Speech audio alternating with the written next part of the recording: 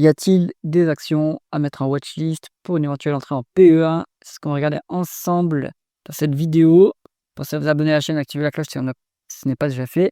On continue avec notre revue de la côte parisienne. Donc là, on va prendre GL Events, Voyageurs du Monde, Synergie, Equasense, on l'a déjà vu. Thermador, les caisses régionales, je saute parce que c'est moyennement intéressant. Placoplâtre, Groupe Crit, Beneteau, Elior Group, Burel et Société de la Tour Eiffel.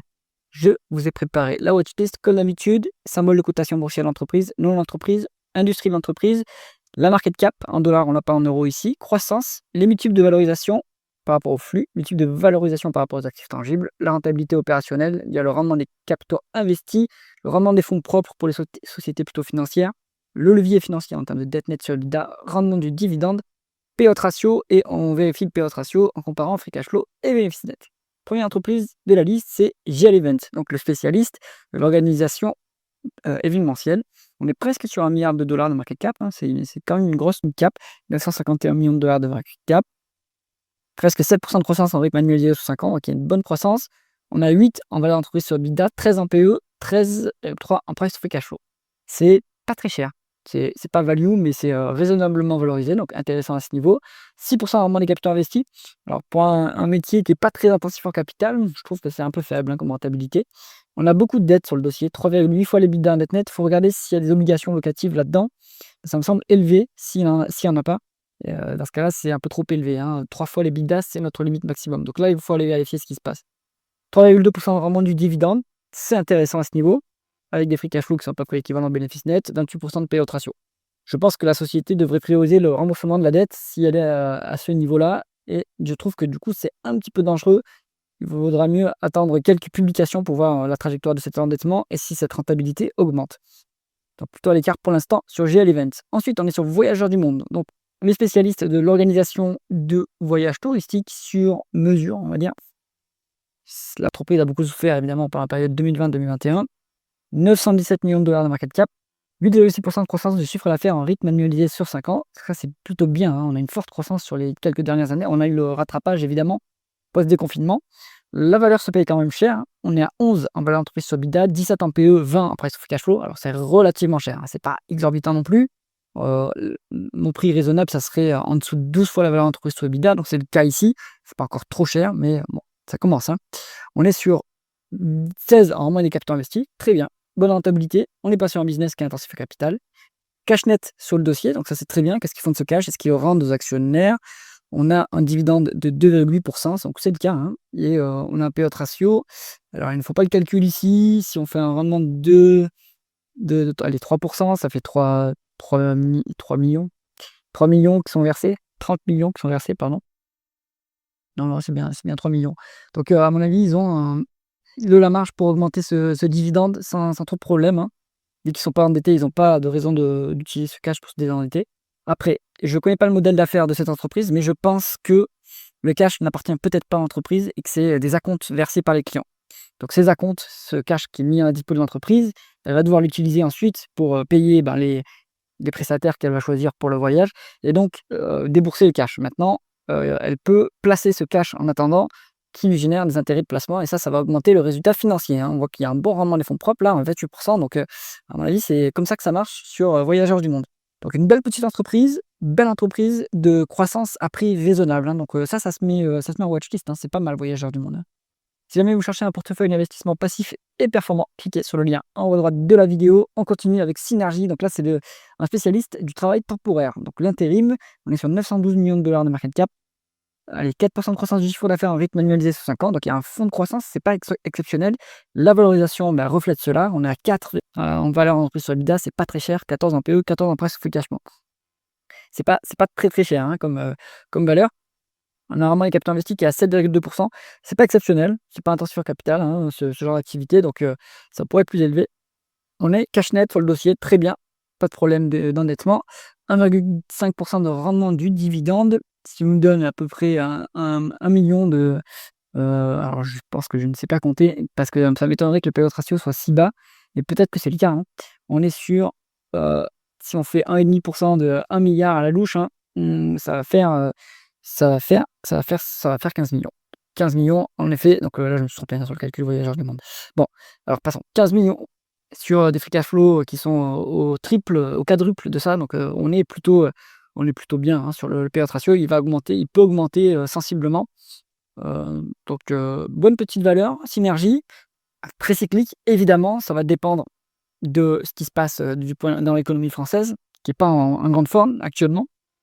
Maintenant, l'intérim, c'est un peu plus flexible que l'emploi traditionnel, donc elle n'est pas trop, à mon avis, touchée par la hausse du chômage, cette entreprise, mais plutôt va être tributaire de la dépense des contrats qui sont passés avec les entreprises, en fait, hein, donc de l'investissement, on va dire, des entreprises.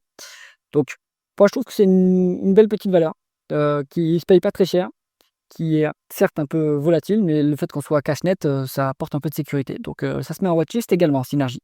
Alors, Thermador, on est sur de la distribution de mémoire. Ils font de la distribution de tout ce qui est, si je ne me trompe pas, ils font de la distribution de systèmes de tout ce qui est chauffe-eau, etc. Là. Donc, ils sont très liés à l'investissement dans l'immobilier. En ce moment, ça va pas très fort, il me semble. On est sur 883 millions de dollars de market cap, 6,5 de croissance en rythme annualisé sur 5 ans. Donc, une bonne croissance quand même, un bon fonds de croissance. Ça se paye un peu cher, hein, 11,5 en VE sur EBITDA, 20 en PE, 12 en free cash flow. Peut-être une boîte, à mon avis, une boîte qui est plutôt génératrice de flux, hein, plutôt que consommatrice de flux. Donc, c'est-à-dire qu'elle dégage des free cash flow en excès des bénéfices nets parce qu'elle n'a pas besoin d'investir ses cash flows opérationnels pour développer l'activité. Donc, je trouve que ça se paye pas si cher que ça. C'est raisonnablement valorisé, c'est pas value, mais c'est pas si cher. On est à 10,5 en moyenne capital investi, c'est pas mal. Pas d'endettement à signaler, un PE ratio à 43% avec un dividende de 2,5% de rendement. C'est bien, on a les moyens de verser ce dividende sans problème. Donc Thermador, c'est intéressant également. Ça devrait profiter aussi de la reprise du cycle du bâtiment. Plutôt bien. Placoplâtre. Alors, je connais la marque. Je ne savais pas que cette entreprise était cotée, mais c'est le cas. On est à 807 millions de dollars de market cap. Donc, on est évidemment dans les produits de la construction, hein, du bâtiment. Donc là aussi, on est sujet au cycle d'investissement en immobilier et ça va pas très fort en France en ce moment. On a 14 en VO sur EBITDA, 30 en PE, donc ça se paye quand même cher, hein, comme dossier, à mon avis, ça c'est un peu trop cher, il vaut mieux le mettre de côté. Bon, on a une rentabilité correcte, 7,5 en les capitaux investis, cash net, un dividende intéressant, hein, c'est-à-dire 4,6% de rendement du dividende, c'est pas mal.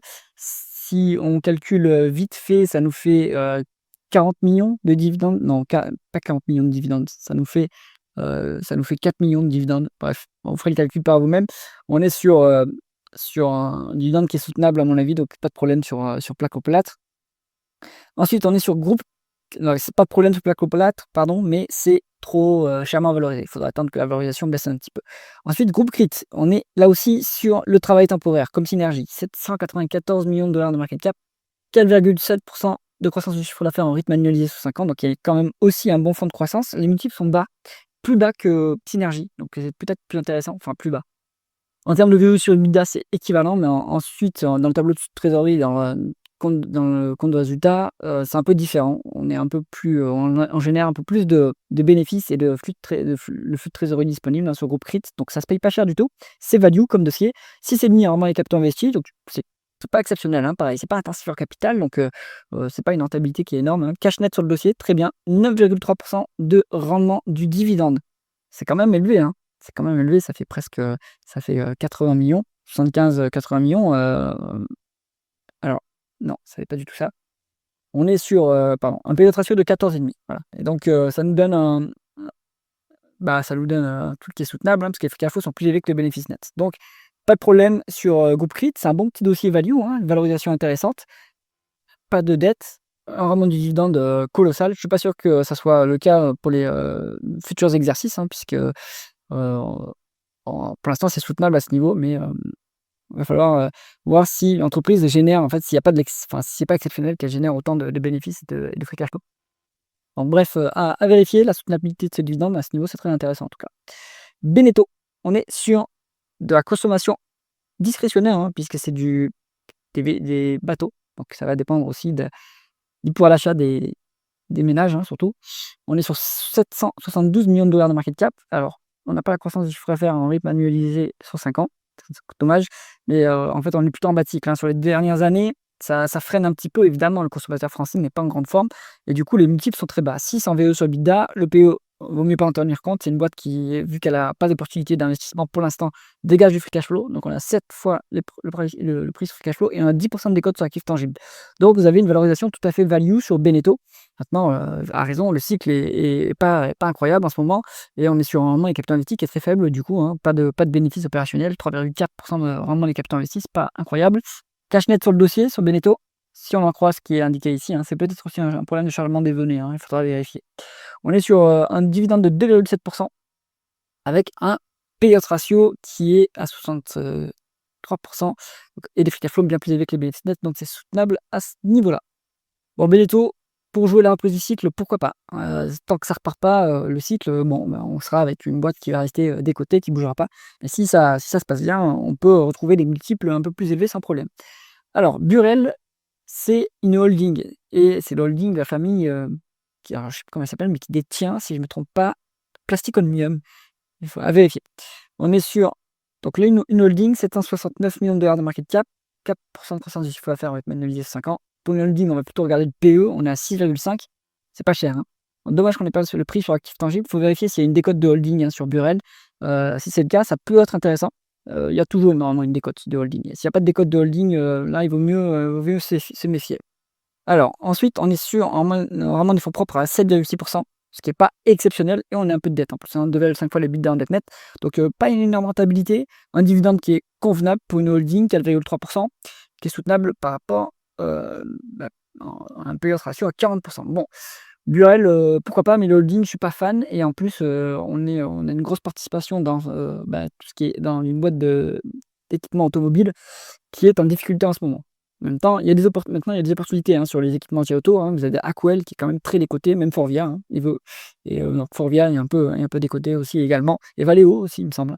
Donc, il y a peut-être un coup à jouer sur les équipementiers, mais ça reste difficile, hein. Allez, société de la Tour Eiffel, donc la société qui exploite la Tour Eiffel, on est sur une REIT, enfin une foncière cotée. Ça, c'est une typologie d'actifs que je préfère éviter, hein, complètement. Il y a beaucoup trop de dettes, 14,4 fois les l'EBITDA en dette nette. Alors, beaucoup trop de dettes, je sais pas, il faudrait voir quelle est la norme dans les foncières cotées. Mais bon, vous n'avez pas de décote sur actifs tangibles. Une perte nette sur les 12 derniers mois, donc à l'écart de la société de la Tour Eiffel. Ensuite, on est sur Elior. Donc ça, c'est l'histoire d'une recovery. Il y a De Richebourg qui a pris une bonne participation, hein, dans Elior pour influer sur la gouvernance, sur le management, pour essayer de redresser l'entreprise. Donc on est sur la restauration collective, une activité qui est très difficile, où les marges sont basses. Donc il faut avoir une gestion vraiment au cordeau, hein, pour ce genre d'entreprise. 764 millions de dollars de market cap, 5% de croissance du chiffre d'affaires en rythme annualisé sur 5 ans, donc il y a quand même un fonds de croissance qui est intéressant. 6,4 en valeur d'entreprise sur EBITDA, pas très cher payé. On a un problème sur les bénéfices, qui sont très bas, donc on a un PE qui est quasiment nul, enfin qui est quasiment infini ou qui est négatif, hein, enfin à vous de voir comment vous voulez le calculer. Mais on est sur un price to cash flow de 3 fois. Donc, ça se paye pas du tout cher, hein. Elior Group, c'est normal, c'est une recovery. Donc, est-ce que la recovery se confirme? De ce que j'ai eu dans les derniers communiqués, ça avait l'air de bien se passer. La dette est en train de baisser, elle était beaucoup plus élevée que ça. On a 2,8 fois les l'EBITDA en dette nette. Donc, ça, c'est pas. Ça va, ça reste solide comme bilan. 4,2% de rendement des capitaux investis, hein. Médiocre rentabilité, mais les bénéfices sont très bas, hein. Donc, le ROIC, on rappelle, le numérateur, c'est profit opérationnel après taxe. Donc, ça veut dire qu'il n'y a pas de profit opérationnel. Bon, la société est en redressement, donc c'est normal, hein, la rentabilité est plutôt faible. Maintenant, ça ne se paye pas du tout cher, hein. Il faudrait que l'EBITDA continue à baisser. Pardon, il faudrait que la dette continue à baisser ou que l'EBITDA continue à monter pour que ce levier financier s'améliore un petit peu, hein. Mais déjà, là, ça commence à s'améliorer. Ça peut être intéressant de jouer du Elior, en tout cas à mettre en watchlist. Pas de dividende de verser, c'est normal, on est en plein redressement. Donc, il y a quelque chose à jouer sur ce dossier. Allez, qu'est-ce qu'on garde en fonction de son profil? Si vous êtes value, moi je pense qu'on peut aller sur Synergie, on peut aller sur Groupe Crit, on peut aller sur Beneteau. Attention, quand même, c'est cyclique et on n'est peut-être pas sorti du bas de cycle. Et on peut aller sur Elior. Là aussi, attention, c'est une recovery. Donc il faut bien confirmer la reprise avant d'aller dessus, hein. Donc mettez-les en watchlist et creusez de votre côté, évidemment. Pour la croissance plutôt qualitative, alors on va plutôt aller sur Voyageurs du Monde, hein. Ça ne se paye pas si cher que ça pour la qualité quand même, hein. Vous avez une bonne croissance et vous avez une bonne rentabilité. Donc, Voyageurs du Monde, c'est tout à fait intéressant. Thermador aussi, ça peut être intéressant, plutôt dans une optique, voilà, hein, croissance à prix raisonnable. Et voilà ce que l'on va pouvoir garder dans cette liste. En tout cas, ce que je garderai moi. J'espère que cette analyse vous a intéressé. Si c'est le cas, mettez un pouce vers le haut et pensez à vous abonner à la chaîne. À bientôt.